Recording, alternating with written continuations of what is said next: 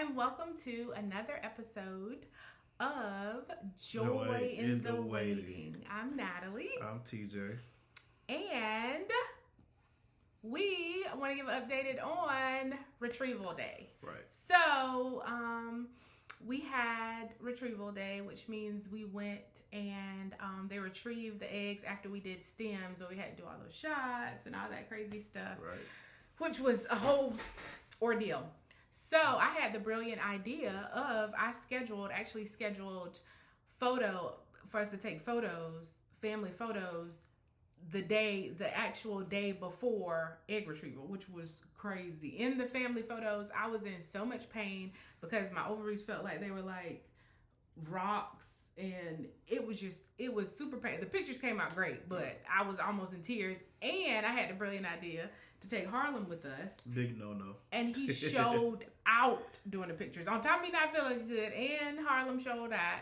TJ was great, but I was irritated. Harlem was irritated. It was a whole thing. Harlem is definitely not an outside dog. He did not do well on the leash. And then I had the bright idea to wrap the leash around this little, what did you call it? Gazebo thing. And talk about showing his natural born, but he barked and whined and cried the whole time we had him tied up. And we only had him tied up for maybe like 10 minutes while we were just trying to knock these pictures out. But the one thing I learned about that is I would never ever take Harlem anywhere else ever again. Harlem will forever stay at home. He showed out. But anyway, the pictures came out good, so I was in pain. So then came home tired. Again, I don't know why I decided to schedule that like that. But I do know why. I was off work the day before my surgery, so I was like, I'm off. Why not just knock it out? But anyway, egg retrieval day, got up super early in the morning. My mom actually got there before us. She met us there. When we got there, everybody was super nice, and they took me back into, which I think is amazing at our clinic. It's so huge that they have like an operating room like in the back. Like I didn't even know it went that deep inside the building. But the operating room had literally looked like an operating room. It had the operating room, one room was the operating room, and then the front was like where they had the separators with the curtains of the different rooms that you waited in. So I was the only one back there, so I felt VIP. So I had to, of course, get out of my clothes and get in a gown and all that kind of stuff.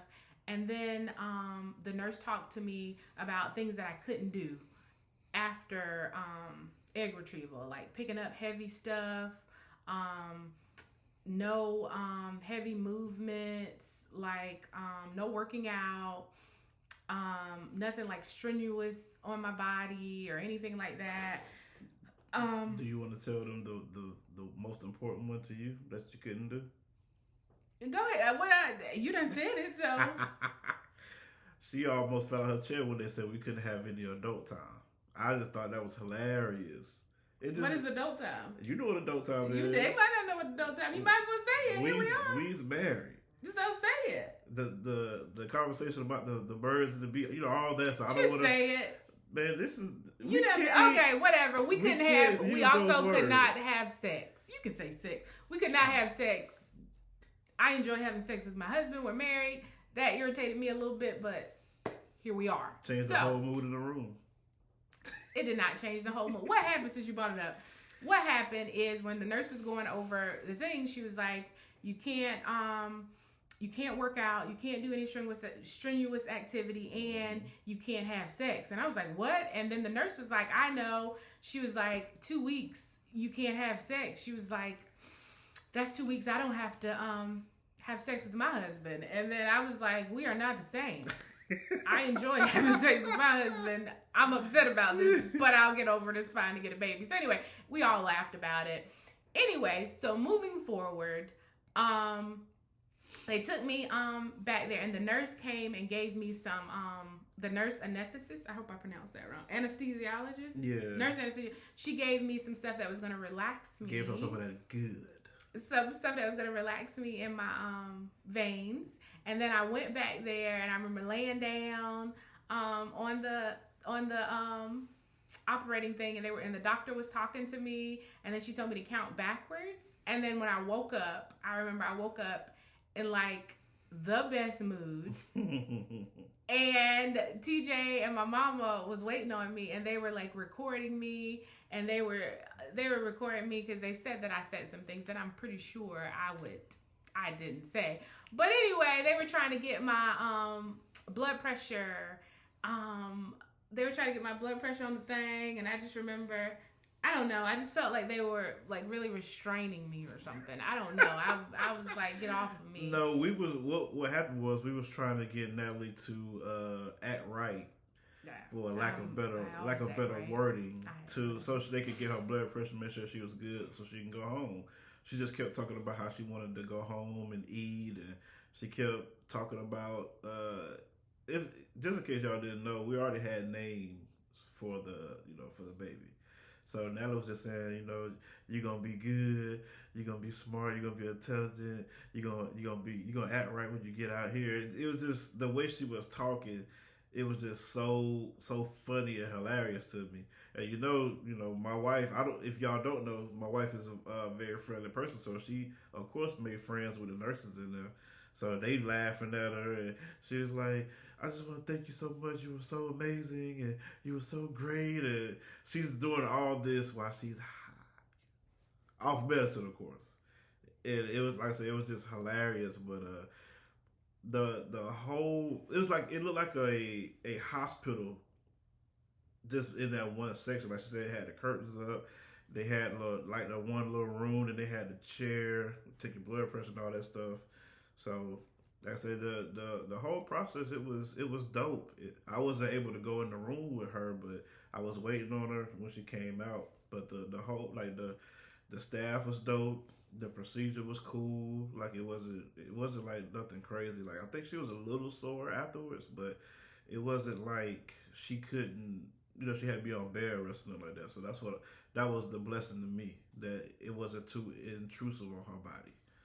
So. Yep. So I'm sure what everybody wants to know is the eggs that they were ever retrieved. Because of course in my head I'm like, I hope they get eggs. Like I remember this is one thing I do remember. As soon as I came out of, when I woke up in such a great mood, the first thing I asked was, hey, how many eggs did y'all get? Because that's the whole purpose of them getting as many eggs as possible, so that they can take TJ's sperm or man juice and make embryos, right? Juice. So they got 57 eggs. Like, what? I was like, is that a record? They were like, no, but I was super excited. Like, they retrieved 57 eggs from both ovaries. And then they was like, well, just so you know, 9 times out of 10, they're not going to be mature, which means that they watch them for a while, and they like grade them on if they're going to keep them or not, or if they're ready for fertilization, if they're ready for TJ's sperm to go in there. And she was like, probably half of them will make it, even though we got 57. I was like, cool, I'm just grateful. You know what I'm saying? Well, 56 end up being mature. Right. So they retrieved 57, 56 were mature, and 35 were actually fertilized and made it a nickname, remember? The overachiever? Yes, they called me an overachiever. So 35 were fertilized, and then after they fertilize them, they have to wait an extra, I think it's 3 to 5 days, a couple of days where they watch them, and they see which ones make it to embryos. Embryos is what we want, right? Well, in total, out of the 35 that were fertilized, 22 made it to embryos. So we have 22 babies. 22 babies. So we're super excited. Yeah.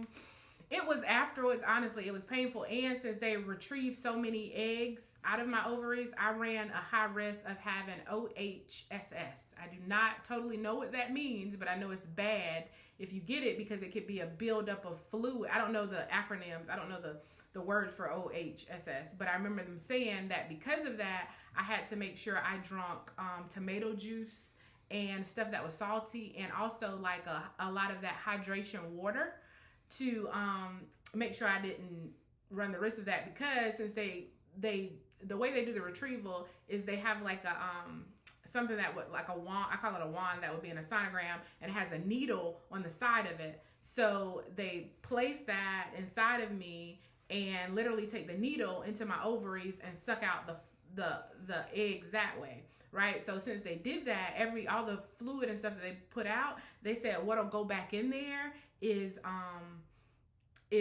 blood and more fluid, and it could get like swollen and all that. That's where OHS came from. So they didn't want that to happen. So they wanted my body to try to absorb all of that fluid and stuff as best as it could. So I was in a lot of pain the day after it. I wasn't like on bed rest, but I was in a lot of pain. So I mostly just laid down, and they gave me pain medicine. And I say it took about 2 or 3 days before I got like super back to normal, but I still couldn't work out or do anything strenuous or anything like that because my ovaries were still big and delicate, and they didn't want to risk them rupturing or a contusion of my tubes being tied around my ovaries because they were so big and because they had took all of those follicles or eggs out of my ovaries. But I'm excited. I'm grateful and thankful. God is good. Nobody but God, because 22 embryos, 57 eggs is unheard of. And then the fact that 22 made it, like 22 fought. So we got 22 baby supers. So we're excited. So the next step that happens after this is transfer. But since I have endometriosis, my clinic would like to take the approach of waiting we're going to do a frozen transfer. So they're going to freeze all of those embryos, and then they want to treat my endometriosis by giving me a Lupron shot or something for 3 months. I'll take that Lupron shot, and that's supposed to suppress my endometriosis because they don't want the endometriosis to attack the embryo or something. Like it runs a higher risk so they want it to like lie dormant for a while, like put my reproductive organs to sleep, if you will. That's what the shot would do. So we'll do that for 3 months. Right. And then after that, then we'll go in for a frozen transfer. Well, what they're going to do is they call it hatching, which I think is cool, but in the lab they will they'll hatch. They'll unfreeze one, unthaw it, or whatever they call it, and then we'll go in and they will put it inside of me, and we will be pregnant until proven otherwise. So I'm excited. It's exciting. I'm nervous. Science is amazing. We're trusting God because science is cool, but at the end of the day, God has the final say. Right. So we're just super, super, super excited. And that's our experience. So at the end of every episode, we like to say what brought us joy that particular day. So as for today, what really brought me joy is unthawing chicken wings, because I'm gonna put some chicken wings on the grill. I have a bullseye Rectech. I think it's called bullseye. I don't know. It's a pellet grill that a bullseye. I love my pellet grill. Girls who grill hashtag. That's a hashtag. But no, they really have a hashtag called Girls Who Grill. But anyway, get off subject. That brought me joy to unthaw those wings because I'm gonna put it on the grill, and I love grilling. But yeah, that's what brought me joy. Okay, so what about you, babe? Like, how did you feel about the results and all that kind of stuff? It brought me joy that she wasn't in too much pain. Like, she was in a little pain, but it wasn't nothing crazy. To watch you act the way you acted off that anesthesia was hilarious, and to watch your mama get you together while you was on the anesthesia was funny too. But that's what brought me joy. Like, I really appreciate everything that you're doing with your body, because it's a lot. I know it's a lot, that you have to do to get pregnant, and I know sometimes it don't seem fair that we have to fight and scrap for this, something that we really, really want, while other people can just have a child by not even trying. And I'm not talking bad about those people. It's just I can't lie. I'm a little jealous that having a child is just coming so hard for us, especially because it's something that we want. So I'm not talking bad about anybody.